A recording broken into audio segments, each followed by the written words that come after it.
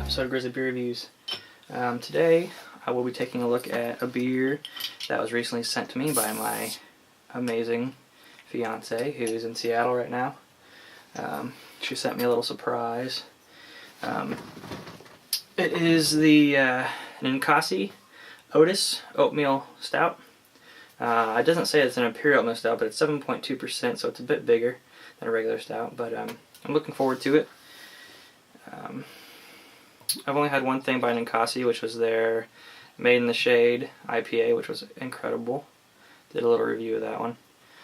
So I have high hopes for them, but here we go. Smells great. I forgot to talk about the appearance. It is not completely black. It is a very, very, very dark brown. I can see just small, just ever so slightly through it. There's, a dark brown on the edges, fading into like an orangish red. Head went away really quickly. It was kind of a khaki, not much head there. But let's see. There's some really awesome coffee smells, espresso, chocolate and mocha. Really nice dark malts, chocolate malts. And there's also like there is kind of a hoppy fruitiness that I'm smelling. Not much though, but just enough to sort of balance out all the dark malts. But let's see how it tastes.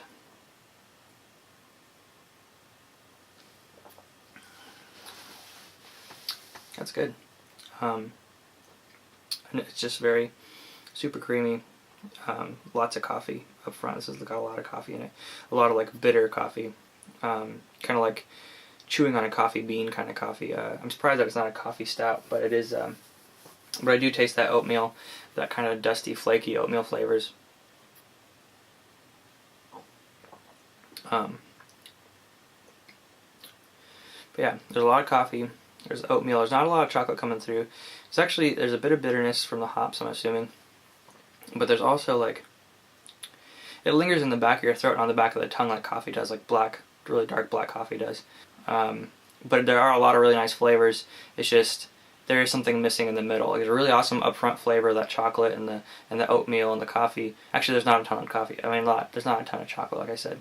But the coffee and the oatmeal, they hit you right up front with the dark malts, some bitterness, and then there's that aftertaste of the bitter coffee and some bitter hoppiness. But then there's not really a lot in the middle to tie it all together.